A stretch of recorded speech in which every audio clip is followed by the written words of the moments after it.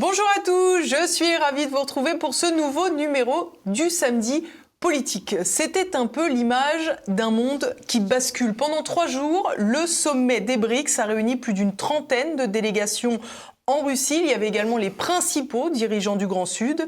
Alors la fin de l'ordre occidental est-elle en train de sonner? Quelle place l'Occident pourra-t-il occuper dans cette grande réorganisation mondiale? C'est ce que nous allons voir dans cette émission. Mais avant toute chose, comme chaque semaine, je compte sur vous pour la promotion de cette émission. Pensez donc à cliquer sur ce petit pouce en l'air. Ça vous prend 1 seconde et c'est très efficace. Pensez également à relayer cette émission et puis écrivez vos commentaires juste en dessous. Je les lis chaque semaine. À tout de suite.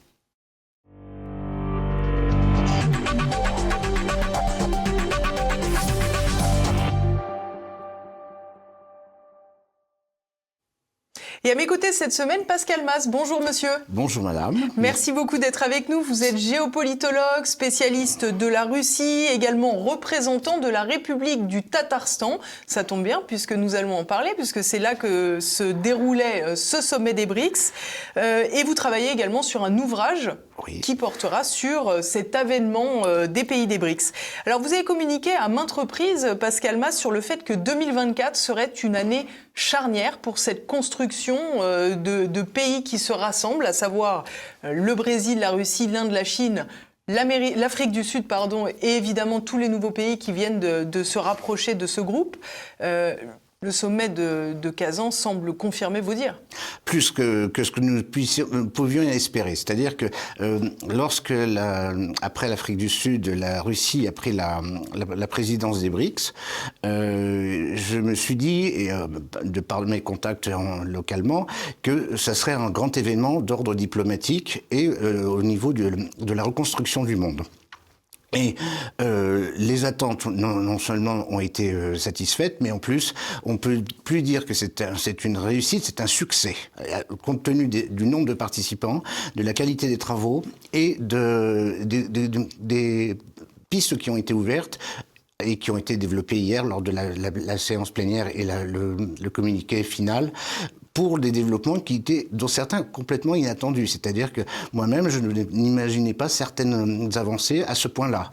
Bon, tout n'est pas fait, assurément, il y a encore beaucoup de travail, on va certainement l'aborder, mais il y a eu des avancées complètement inattendues, hein, notamment, je vais parler aussi de la présence de certaines personnalités qui montrent bien que c'était pas une petite réunion pique-nique autour de Vladimir Poutine, mais que c'était une vraie réunion de travail avec des objectifs, avec des pistes, avec un intérêt qui est fondamental sur tous les continents, sauf un, l'Océanie pour l'instant, et qui est vraiment une redéfinition des relations internationales pour des années. Moi, je disais lors d'une interview à laquelle j'ai répondu à la télévision russe, je pense que c'est quelque chose qui va marquer au minimum les 10 prochaines années.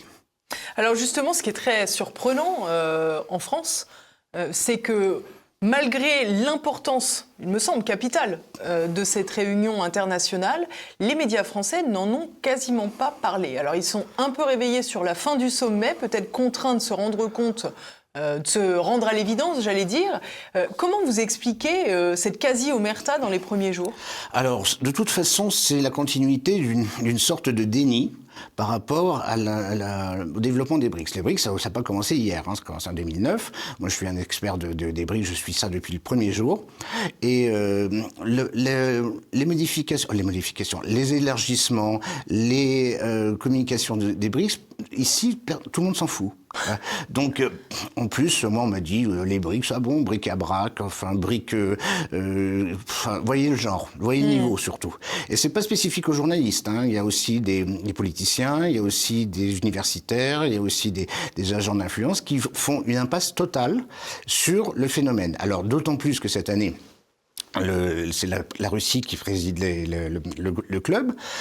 Donc évidemment, les seules communications qui ont été faites, c'était pour dénigrer, pour dire que c'était une petite réunion de pouilleux, de tiers-monde, etc., etc. Bon, j'ai entendu ce genre de choses sur des chaînes subventionnées.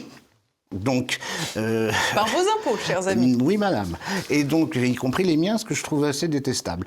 Et donc voilà, c'est-à-dire c'est le déni. Et la communication qui a été faite hier, c'est parce que ils ont lu le communiqué final où l'AFP a dû leur envoyer quelques éléments de langage pour pouvoir dire que c'était une réunion autour de Poutine. Parce que d'ailleurs, ça a été présenté, si vous avez lu ça, moi je prête pas tellement attention à ce qui se raconte sur les chaînes privées ukrainiennes, françaises.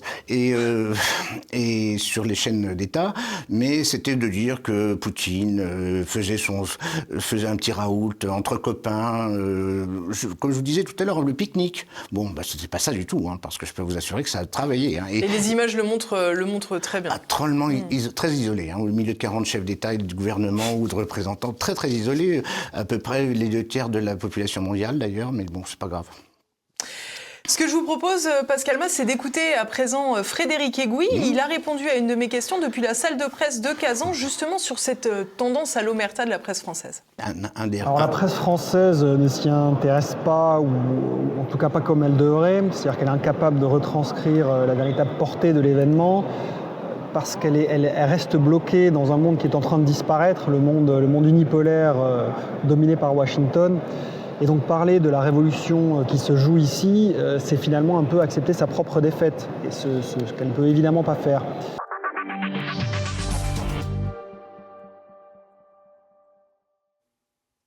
Alors finalement, sa lecture de la situation, Frédéric Egouy, c'est un peu la politique de l'autruche. Si on ne parle pas des BRICS, les BRICS n'existent pas. C'est ça, voilà. C'est l'omerta, c'est le déni. Moi, je n'ai rien à ajouter à ce qu'il vient de dire, parce que c'est exactement ça.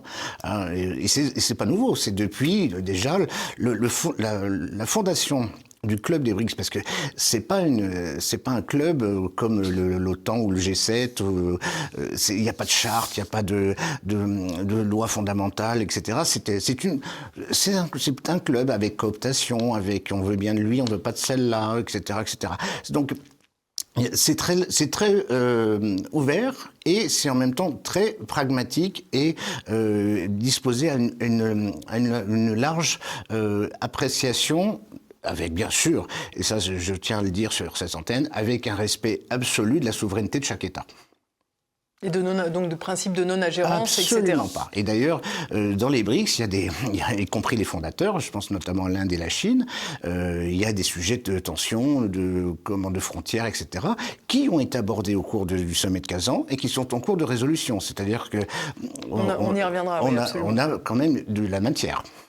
Alors justement, peut-être que je vais faire un parallèle un peu audacieux, mais quand on voit la résonance, l'importance de l'élection américaine dans les médias français, est-ce que finalement, je me veux volontairement provocatrice, est-ce que finalement ce sommet des BRICS, ce rapprochement d'autant de pays, n'est pas aussi important que le futur locataire de la Maison-Blanche? Alors je dirais que c'est même presque plus important, parce que les images et les sons que nous entendons des derniers jours de campagne présidentielle américaine sont désespérants de médiocrité. Et donc le fait qu'il y ait une sorte d'alternative de la gouvernance mondiale, mais assumée et acceptée par les pays, parce que la gouvernance américaine, c'est moi je suis le patron et vous faites ce que je dis. Là, les BRICS, il n'y a pas de président des BRICS. Le président des BRICS, c'est le chef de l'État qui assure l'animation pour une année. C'est un peu comme la présidence tournante presque de l'Union européenne. Non, parce que le président Poutine n'a pas d'influx sur les travaux des BRICS. C'est-à-dire que il n'y a pas de capitale, les BRICS. La seule capitale qu'il y a, on en parlera peut-être tout à l'heure dans le sujet sur l'économie, mais il n'y a pas de capitale des BRICS. La capitale des BRICS, c'est la capitale chaque année du pays qui reçoit, qui anime. Mais le président ou la présidente des BRICS n'a pas de magistère sur la nature des travaux, ni une ligne directrice imposée. C'est pas du tout c'est pas l'OTAN, c'est pas l'UE, justement, c'est pour ça que ce nouveau concept de relations internationales est très attractif pour de nombreux pays, depuis les plus petits, je pense au Nicaragua par exemple, qui est intéressé, jusqu'aux plus grands, enfin bon, on a déjà les très très grands, mais le Nigeria, l'Indonésie, le Vietnam, qui sont d'ailleurs candidats, on en reviendra peut-être tout à l'heure sur ce sujet, ils sont pas candidats au BRICS, il y a un nouveau, justement c'est une des avancées de cette année, c'est le partenariat, c'est-à-dire qu'il va y avoir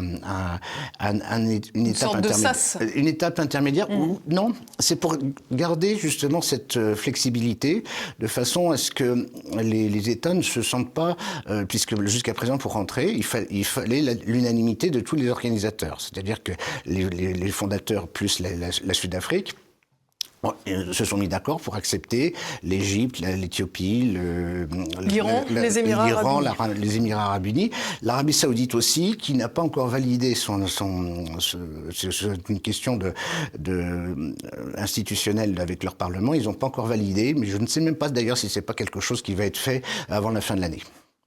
Et puis, bon, il y a le cas particulier de l'Argentine où le président... s'est retiré finalement après son élection. Il y avait une délégation argentine à Cap. Exactement, parce que justement, ce statut de partenaire les intéresse et intéresse aussi d'autres pays. On reviendra, si vous le souhaitez, sur cet aspect-là. Mais c'est vraiment la flexibilité, la liberté, on est sur Télé Liberté, alors donc on peut en parler, la liberté et la souveraineté. Alors, il n'y a pas de dominant, même si la Chine est évidemment économiquement un monstre par rapport même à la Russie. Au niveau économique, les chiffres sont flagrants.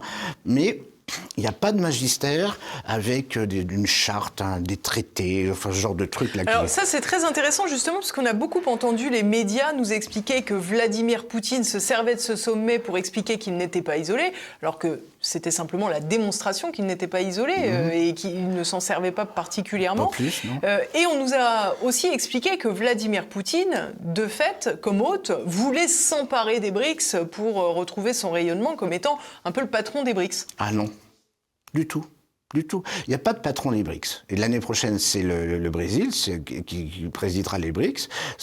Donc la présidence repasse sur le continent américain, ce qui n'est pas innocent non plus. Enfin, il n'y a même pas de rotation institutionnelle, vous voyez. C'est-à-dire qu'un pays peut très bien passer le flambeau à un autre et puis la troisième année redevenir président des BRICS. C'est-à-dire que c'est pas la présidence. Comment ça s'organise alors ?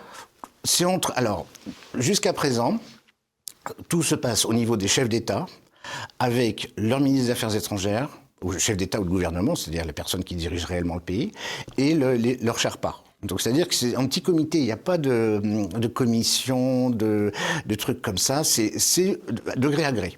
Il y a un côté ancestral un peu dans l'organisation. Et surtout traditionnel, c'est-à-dire qu'on s'écoute, on discute, et puis à la fin on dit bah tiens finalement on est d'accord. Et c'est d'ailleurs la fondation des BRICS repose sur ce type de relation, c'est-à-dire que en vérité certains pays se sont rendus compte qu'ils n'avaient pas la représentation dont ils pourraient bénéficier et légitimement dans les organisations internationales, l'ONU, la Banque mondiale, l'Organisation mondiale du commerce, etc. Puis ils se sont dit, ben finalement, puisqu'ils veulent pas de nous, puisqu'ils nous traitent comme des pouilleux, eh ben on n'a qu'à discuter ensemble, parce qu'on a plus à faire ensemble. Et là, en dehors du sommet, parce que le sommet c'est quand même la finalisation d'un travail sur plus d'un an. Et dans différents domaines, si vous voulez, je peux vous en parler. Il y a des décisions précises qui ont été faites en matière de souveraineté alimentaire, de médicaments, utilisation de l'intelligence artificielle, des trucs que jamais ne sont évoqués lors du G7 ou d'autres réunions, même à l'ONU. Ils se veulent pourtant en pointe. Soi-disant. Mais c'est une des raisons pour lesquelles beaucoup de pays, y compris des pays qui étaient un peu vraiment dans la sphère d'influence américaine ou européenne, manifestent, notamment en Afrique, leur intérêt pour se rapprocher des BRICS. Et avec, comme je vous l'ai dit tout à l'heure, à 6... À 5, c'était facile. À 10, bon, il faut surtout avec des partenaires comme l'Iran et l'Arabie Saoudite, je peux vous assurer que c'était pas évident. Ce qui montre bien d'ailleurs que ce format-là est viable, puisque c'est possible. On peut mettre à la même table, on pourrait faire ça dans ce studio, le Turc, l'Iranien et le Saoudien. Ce qui ne se fait jamais. Ce sont des gens qui se haïssent, ça s'est calmé quand même, mais qui ne se parlaient pas depuis des années. Donc voilà.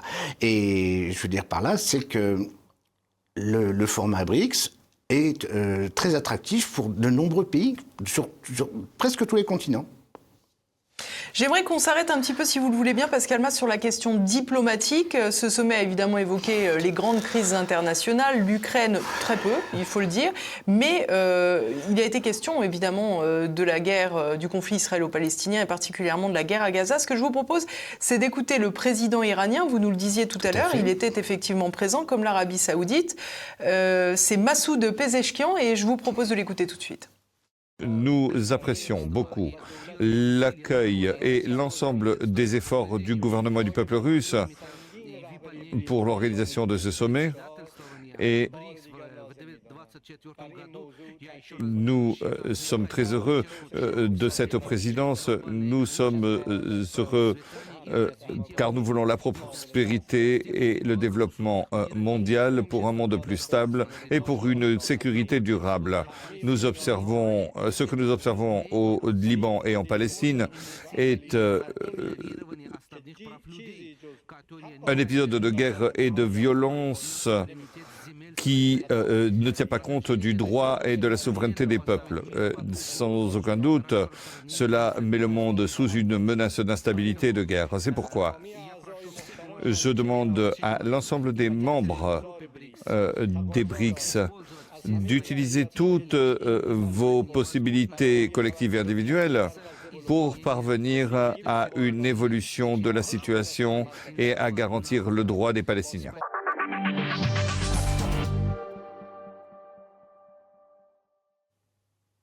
Alors, il y a une réaffirmation des fondamentaux, j'allais dire, des BRICS, à savoir cette question de la souveraineté territoriale que rappelle le président iranien. Mais peut-être, avant de me répondre, Pascal Mas, faudrait-il mettre cette intervention en rapport avec la présence d'Antonio Guterres, le secrétaire général de l'ONU? Alors ça, c'était la surprise.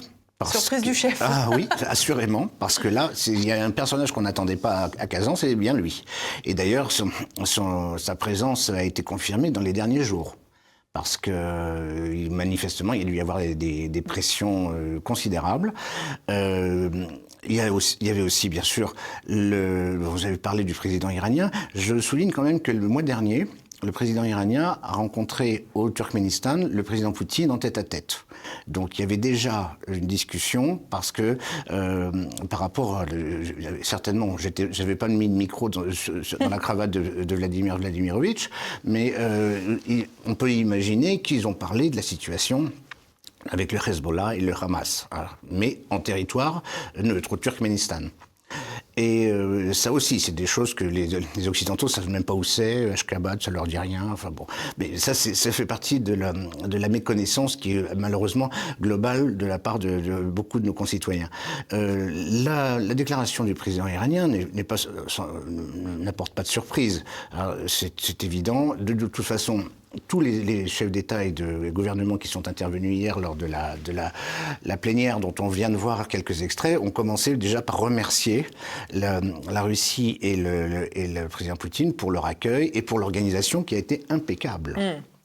Donc moi j'ai gardé le souvenir aussi à Kazan. Bon, de toute façon on a l'habitude nous d'avoir à Kazan des événements de classe internationale tous les ans, de différentes raisons. Ça peut être culturel, sportif, financier. Le sommet de Kazan de la finance islamique a lieu tous les ans au mois de septembre. Ça se passe toujours très très bien. Au début certains disent oh là là la finance islamique, et puis maintenant quand ils voient quels sont les pays qui viennent, c'est plus du tout la même chanson. Bon, donc évidemment, l'organisation, ça, moi je fais confiance aux Tatars pour faire quelque chose de remarquable et inoubliable. Et j'ai gardé le souvenir aussi en 2018, lors de la Coupe du Monde de football. Bon, les deux premiers matchs de l'équipe de France de football se jouaient à Kazan. Bon, la plupart, y compris des journalistes sportifs, ne savaient même pas où c'était. Et quand ils sont revenus, ils m'ont dit mais attends, c'est quoi ce truc-là? Moi, je veux revenir. C'est pas possible. On a été super bien accueillis. C'était impressionnant. Puis la ville même et l'esprit tatar, c'est quelque chose de très particulier en Russie. Bon, donc vous êtes l'ambassadeur un peu, j'allais dire. Ne dites pas ce mot-là. Non, mais vous faites la promotion, évidemment, oui. de votre République du Tatarstan. C'est bien normal. Depuis 28 ans, oui. Oui.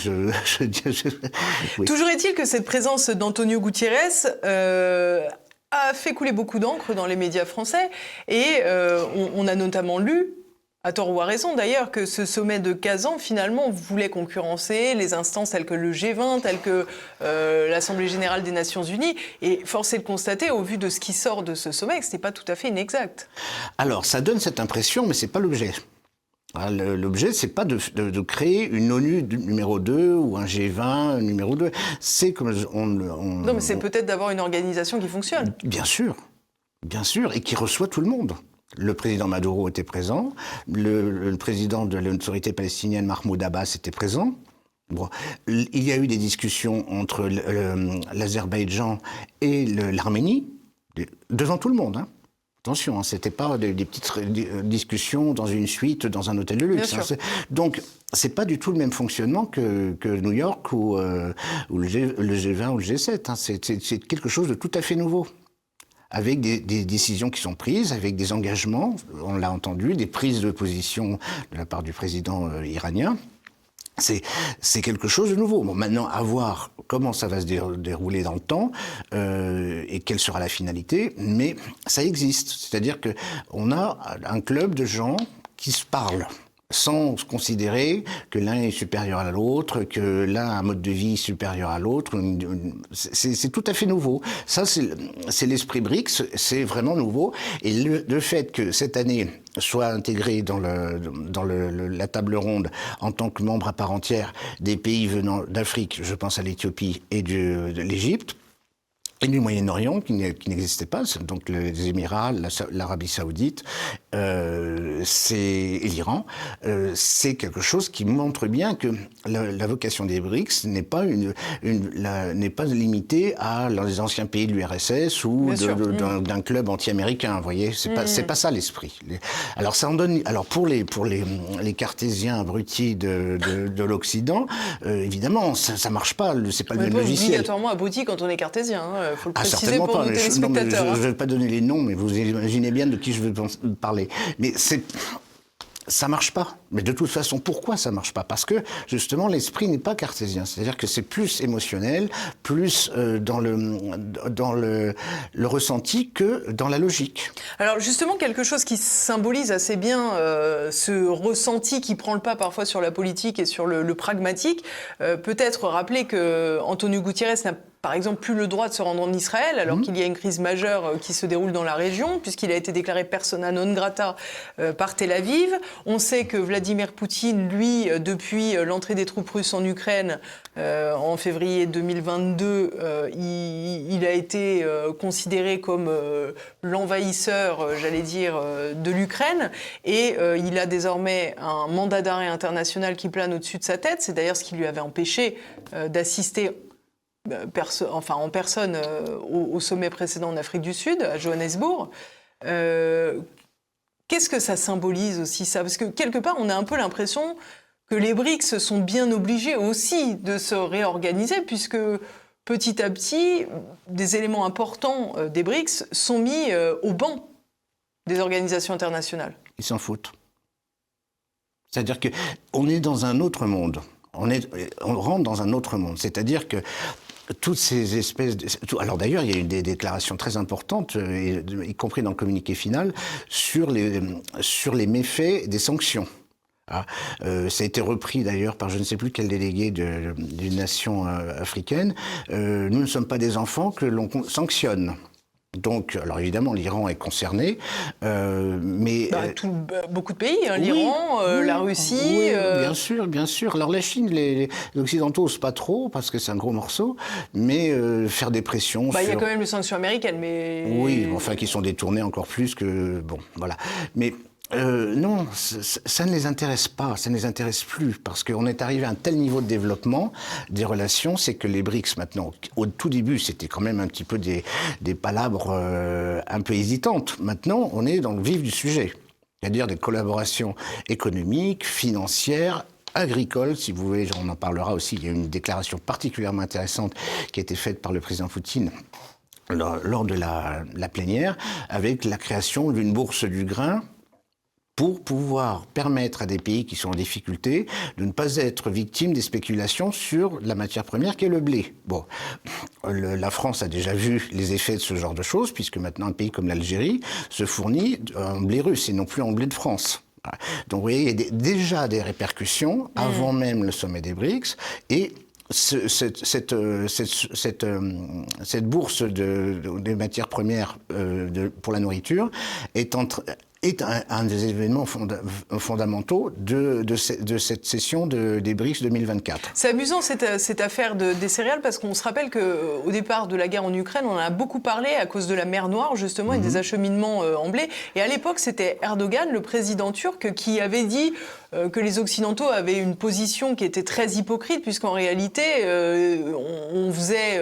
on expliquait finalement que ça allait affamer la population des pays pauvres, alors qu'en réalité, les acheminements étaient essentiellement pour les pays riches. Oui, bien sûr. Oui. C'était du blé ukrainien pour l'Europe. Pendant que nos céréaliers, à nous, sont obligés de pleurer ou de se pendre dans leur grange parce qu'ils n'arrivent plus à vendre. Et c'est pareil pour le sucre. J'ai appris dernièrement que l'Ukraine avait exporté vers l'Europe je ne sais plus combien de milliers de tonnes de sucre. Donc nos betteraviers de Picardie, ils n'ont plus que leurs yeux pour pleurer. Et le Mercosur, alors je parle du Mercosur à dessein parce que le Brésil, qui va présider les BRICS, est un membre du Mercosur. Ce qui montre bien aussi que on peut. C'est pas exclusif comme organisation. C'est-à-dire que chacun des pays des BRICS peut être membre d'une autre organisation. Ça peut être l'organisation pour la coopération en Europe, ça peut être le club de Shanghai, ça peut être alors là, il y a parmi les postulants au titre de partenaire, il y a d'ailleurs le Premier ministre du Laos qui est intervenu et qui a été très brillant là-dessus, parce que le Laos préside l'ASEAN, l'association des pays de l'Asie du Sud-Est, dans lesquels on retrouve les Philippines, qui sont pourtant plutôt pro-américains, l'Indonésie qui est le plus grand pays de la zone. Donc il y a des possibilités, et il y a bien sûr, je crois que je vous vois sourire, il y a le cas Erdogan, dont la Turquie, qu'il préside, fait partie de l'OTAN. Alors ça, c'est un gros sujet, parce qu'on parlait tout à l'heure d'Antonio Guterres, qui était un peu l'événement dans l'événement. Je crois qu'on peut aussi dire, même si on se doutait qu'il serait présent, la présence du Premier ministre turc, du président turc au milieu des BRICS est quand même un vrai sujet, à un moment où l'OTAN est plus que jamais discutée. Non seulement ça, mais il fallait voir, à l'issue de son intervention de 15 minutes, comme tous les chefs d'État, hein, c'est pareil pour tout le monde, comment le président Poutine s'est levé pour aller le saluer chaleureusement. Et donc il y a des symboles, des signes. Mais ça, c'est une affaire que les Occidentaux ne comprennent pas. Il y a certains regards, certains mots, certains attouchements qui ont une signification très particulière, grand outil diplomatique d'ailleurs, et donc là la présence d'Erdogan c'était quelque chose d'assez fondamental et qui a dû faire vibrer dans les oreilles de Washington, ça c'est sûr, et de Bruxelles au siège de l'OTAN. Et alors justement, j'ai posé la question la semaine dernière à Jacques Sapir qui était à votre place. Que je connais très bien. Comment on peut imaginer l'avenir de la Turquie dans les BRICS et l'avenir de la Turquie dans l'OTAN ? Alors, bon, Jacques j'ai écouté un petit peu son intervention, et puis celle qu'il a fait sur d'autres médias.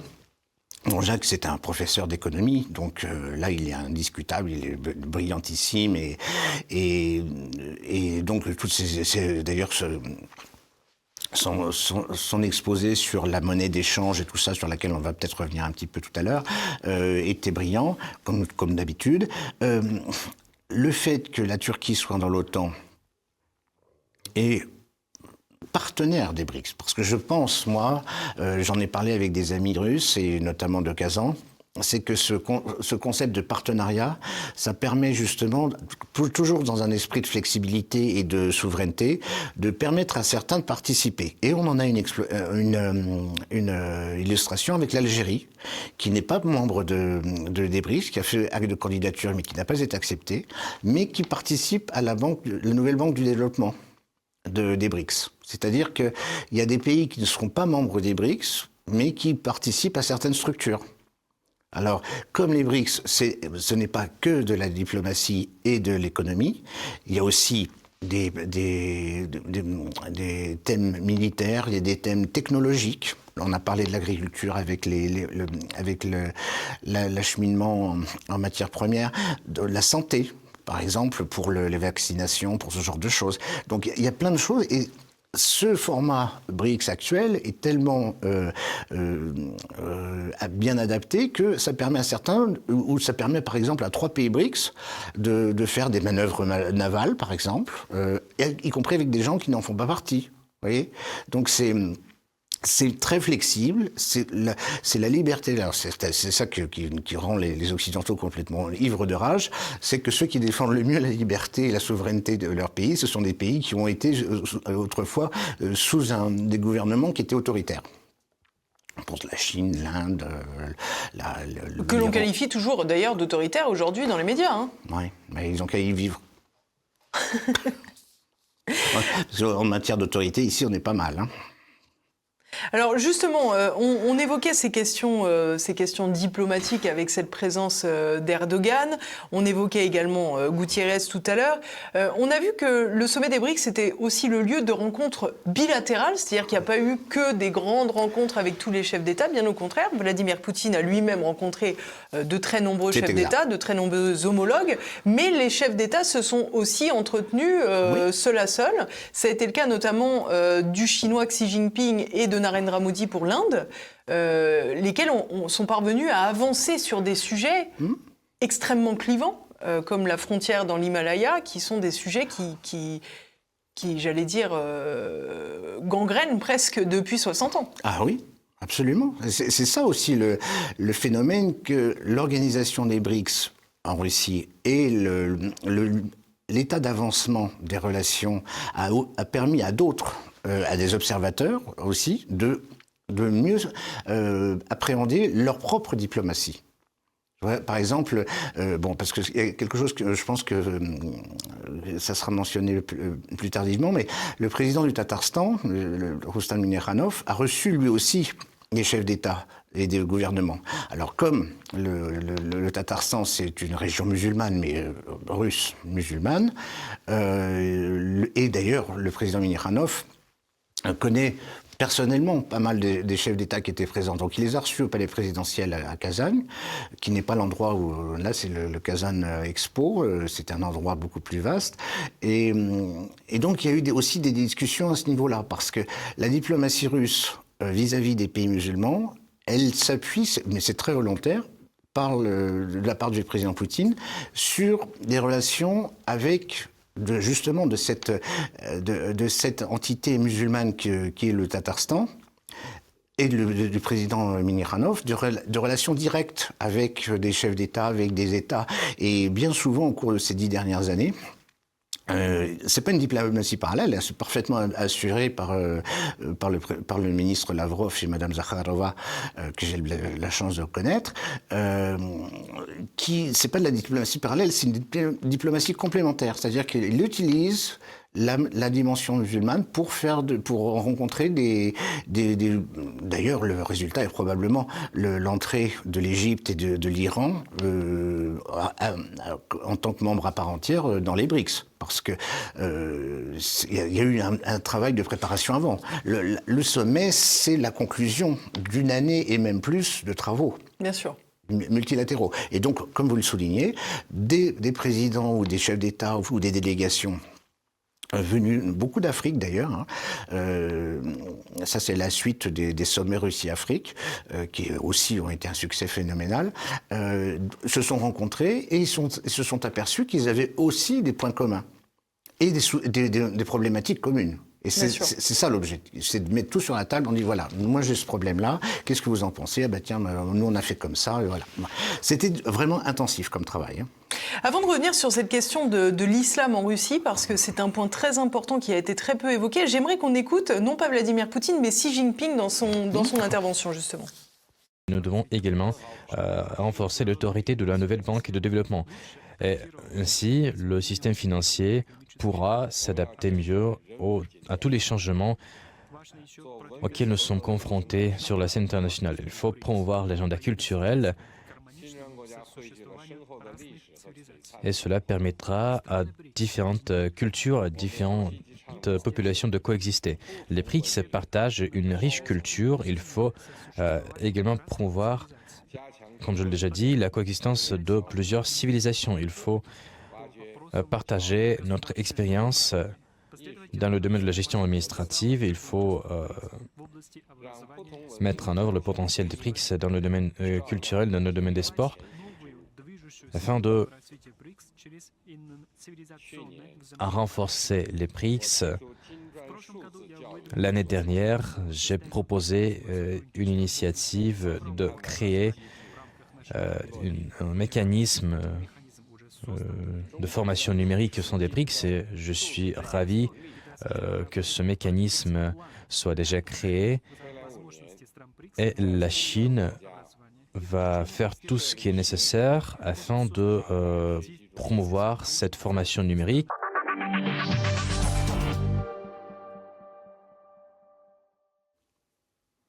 Alors, on va parler des questions économiques, mais ce que je trouve très intéressant dans cette intervention, c'est que, au milieu de considérations tournées vers l'économie, on parle des différences culturelles des différents pays, on parle de la coexistence, c'est-à-dire on est aux antipodes de la mixité prônée par l'Occident, on est dans une forme d'ensemble multiculturel et non pas de mixité, justement. Ah bah assurément. Et alors, ce qui avait posé quelques questions au tout début de la création des BRICS, c'était le fait que les pays soient sur plusieurs continents. Notamment avec l'arrivée de la Sud-Afrique, puisque le continent africain n'était pas représenté jusqu'à l'arrivée de ce pays. Donc, beaucoup ont glosé, d'ailleurs, parmi les éditorialistes français, sur qu'est-ce qu'il y a de commun entre le Brésil, la Chine, la Russie, l'Inde et tout ça. Bon. Évidemment, vu sous cet angle-là, c'est sûr que ça pouvait passer pour être une espèce de conglomérat complètement improbable. Toutefois, c'est justement ça, c'est que chacun garde sa spécificité et protège sa spécificité. Parce que là, ça c'est une partie de l'intervention du président Xi, mais il a aussi parlé de la protection de l'identité culturelle de chacun des pays, y compris dans le niveau social. Bon, évidemment, je me permets, parce qu'on va me le dire, et c'est vrai, c'est de la diplomatie, donc oui. On pourrait effectivement dire, bon, il n'est pas toujours très bien placé pour parler de ce genre de respect des différentes communautés. On sait qu'avec les Ouïghours, il y a beaucoup de débats, etc., etc. D'accord. Mais c'est une déclaration d'intention. Absolument. Puis là, vous venez de mentionner les Ouïghours. Les Tatars sont justement les descendants lointains des Ouïghours. Donc, faire une déclaration sur ça à Kazan, il faut le faire. Hein. Donc, mais je veux dire,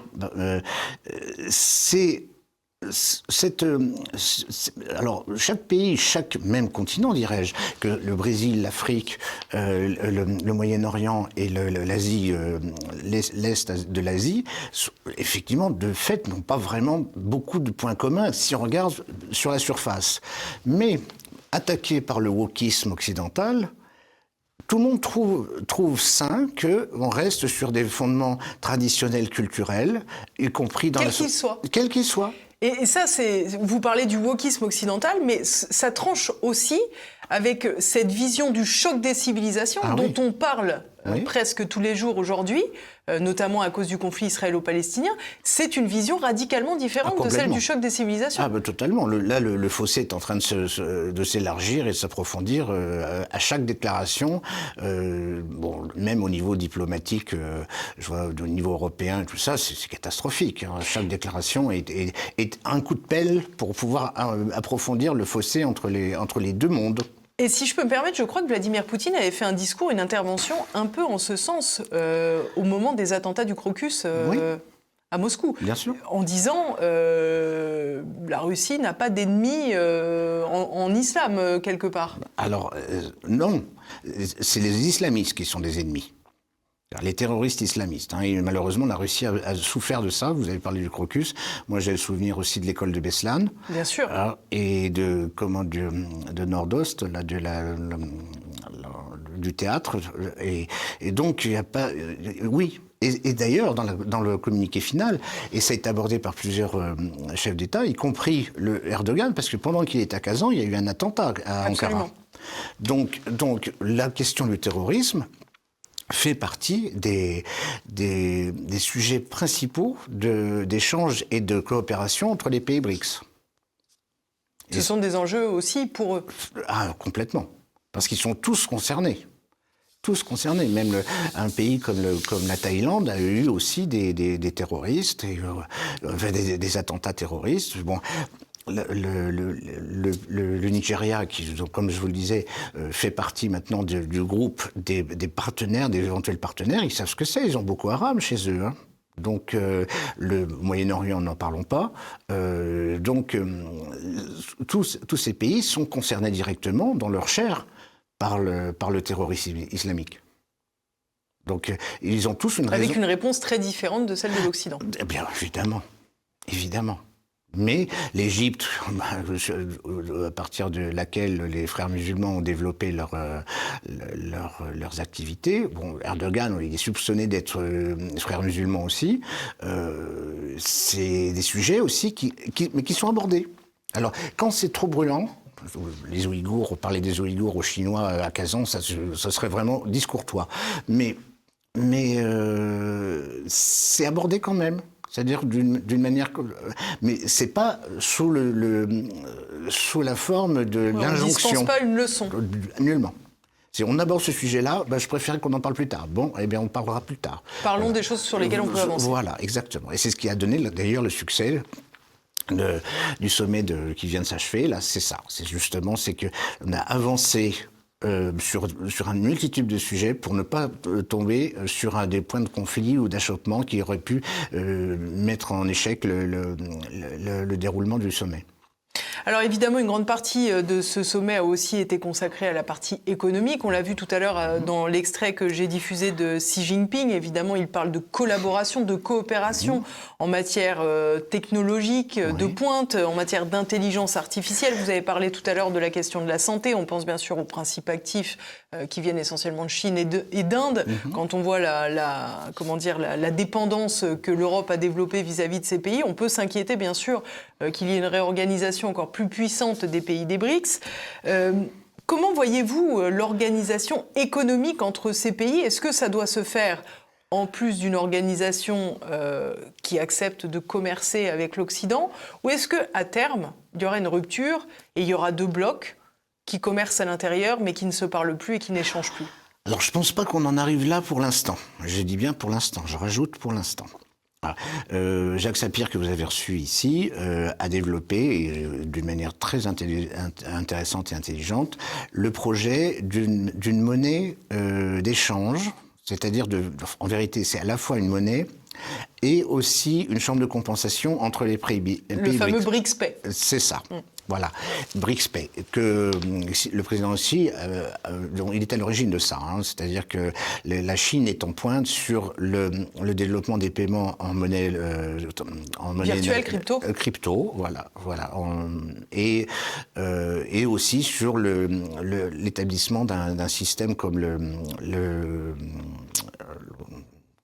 pour les échanges comme SWIFT. Le SWIFT, voilà, je cherchais ça, le SWIFT.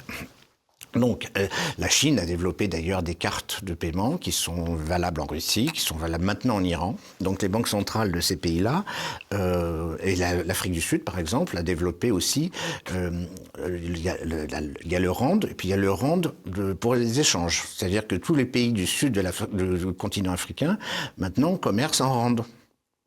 Ils ont leur monnaie, mais ils échangent en rand. C'est-à-dire que le rand est devenu une monnaie de référence, comme autrefois la livre sterling, le franc suisse, le franc français, etc. Ça, c'est une véritable opportunité face aux sanctions occidentales. Ah bah totalement.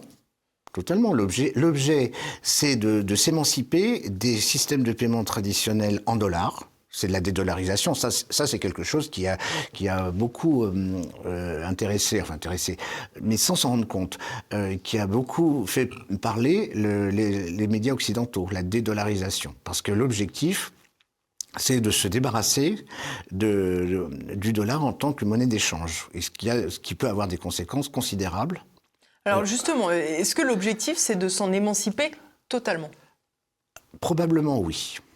C'est-à-dire que certains pays... Bon, déjà, les paiements entre la Russie et la Chine se font en monnaie locale. Bien sûr. l'Arabie Saoudite vend son pétrole en monnaie locale.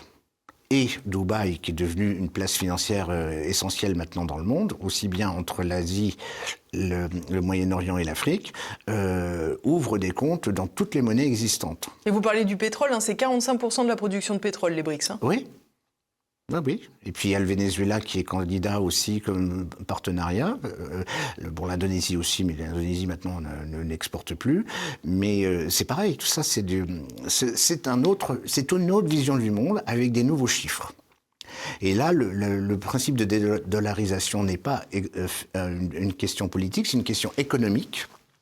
Parce que, d'autant plus que les Américains utilisent le dollar avec le dépaysement qui fait que... Du droit territorial, voilà. Ouais. Donc, la Tanzanie qui échange avec le Sénégal en dollars, les États-Unis viennent mettre leur nez en disant non, c'est pas comme ça, vous n'avez pas le droit...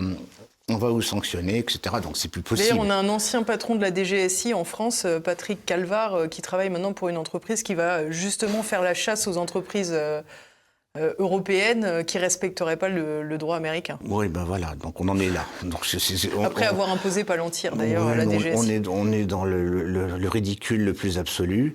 Et donc, ça fait partie de ces pressions. Alors, il y a ce que le président Xi a évoqué dans sa déclaration de clôture hier, c'est le poids de la dette, surtout lorsqu'elle est libellée en dollars, pour les pays émergents qui ont de plus en plus de mal à émerger, justement.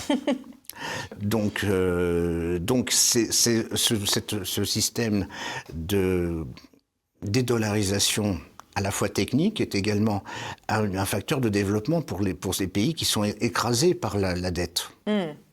Et qui ne pourront jamais s'en sortir. Donc, vous comprendrez pourquoi certains pays latino-américains sont intéressés de rentrer dans les BRICS. Bien sûr. Et pourquoi la nouvelle banque du développement attire l'intérêt de pas mal de pays qui ne sont pas membres, je l'ai dit tout à l'heure pour l'Algérie, mais qui ne sont pas membres, mais qui souhaitent bénéficier d'autre chose que du FMI. Bien sûr.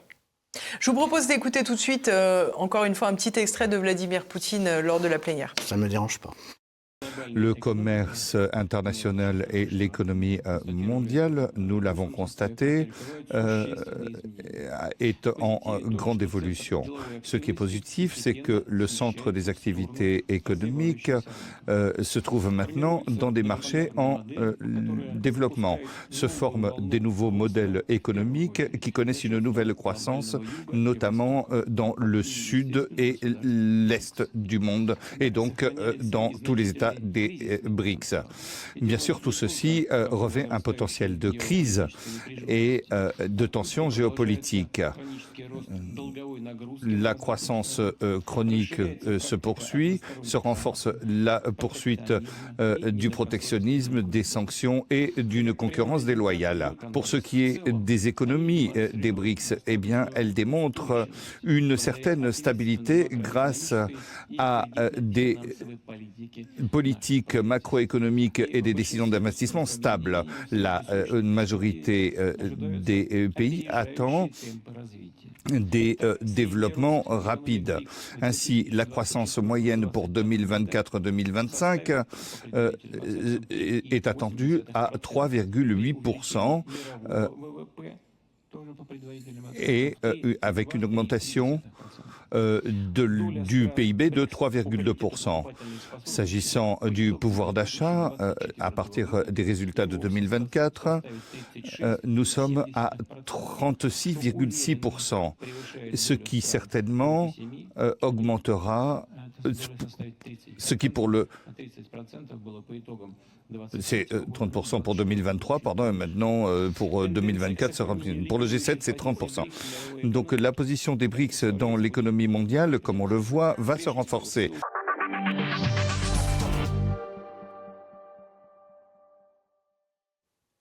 Bon, j'allais dire, dans cet extrait, on voit quand même une posture un peu triomphaliste de Vladimir Poutine.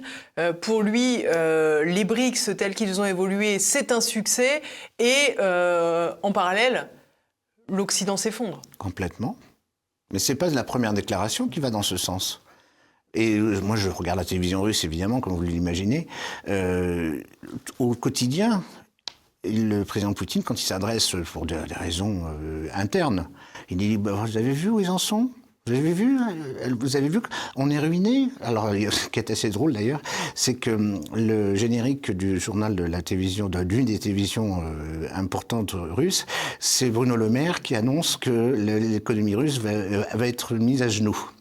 Alors donc, vous imaginez bien combien ça fait rire. C'est de l'ironie. Hein, bon, le président Poutine mesure sa jubilation quand il y a des résultats probants. Mais c'est là, et les Russes le conçoivent, y compris des Russes qui ne sont pas pro-Poutine, disent oui, c'est vrai que nous on est mieux qu'eux. Voilà. Alors c'est pas évident pour tout. Bon, les sanctions, notamment en matière technologique, ont été au début assez ennuyeuses, mais maintenant il n'y a plus besoin. En plus, là, la Malaisie fait partie des pays qui sont candidats pour le partenariat. La Malaisie est un pays très développé en matière de composants, et donc la Chine aussi. Les terres rares se trouvent en Chine et au Tatarstan. En plus, on a gagné ça. Donc, pour tout ce qui est solaire, il va y avoir un contrôle absolu de ces technologies et de ces matières qui sont nécessaires pour fabriquer les piles électriques, les panneaux solaires, etc. Donc, tout ça, c'est dans les mains des pays BRICS. Et donc, il n'y a pas de raison de ne pas savourer quand même la satisfaction de voir que ce modèle est en pleine... D'ailleurs, il l'a signalé au niveau de la croissance. Bon, quand on voit les pénibles résultats de l'Union européenne et des États-Unis, la dette complètement démentielle de ces ensembles économiques, il y a quand même de bonnes raisons de se satisfaire. Et ces derniers mois, la Russie et la Chine ont acheté de l'or, c'est-à-dire que dans le cadre de la mise en place de cette possible monnaie d'échange, elle serait appuyée sur l'or et non pas sur du papier américain. Donc ça fait sérieux quand même. C'est pas une discussion entre copains après une partie de pêche. C'est du vrai travail qui a engagé des générations. Parce qu'on n'a pas parlé de ça, mais tout à l'heure on a parlé brièvement sur le fait que les Occidentaux fonctionnaient de manière cartésienne et puis logique. Mais la Russie fonctionne en génération, l'Inde en siècle et la Chine en millénaire. C'est pas le même calendrier. Donc tout à l'heure, on fonctionnait en quinquennat. À la prochaine élection. On ne fonctionne pas en quinquennat, on fonctionne en la prochaine élection. Et ce qui est déplorable. Mais quand vous m'avez posé la question si est-ce que il serait possible de se rabibocher avec la Russie, moi je l'ai dit dès le mois de mars 2022, après avoir entendu les déclarations fracassantes de Bruno Le Maire et de quelques autres, qui ont été suivies par d'autres, par Ursula von der Leyen et Stoltenberg, etc. J'ai dit non, il faudra une génération, c'est-à-dire 25 ans minimum, pour commencer à se reparler. Une génération. Parce que, comme j'ai l'habitude de dire, c'est un vieux proverbe, c'est tu ne peux pas signer la paix avec la main que tu as coupée. Il faut attendre que ce soit son fils qui vienne te voir. Donc une génération. Merci beaucoup, ça me fera le mot de conclusion. Merci Pascal Mas, merci à tous de nous avoir suivis. N'oubliez pas, si vous ne l'avez pas encore fait, je compte sur vous pour le petit pouce en l'air. Ça vous prend une seconde et ça propulse la vidéo pour lui assurer un succès mérité, évidemment. Et d'ailleurs, s'il est mérité, dites-le moi dans les commentaires juste en dessous et puis relayez un maximum cette émission. Je vous remercie d'avoir encore été au rendez-vous et je vous donne rendez-vous la semaine prochaine. En attendant, portez-vous bien. À bientôt.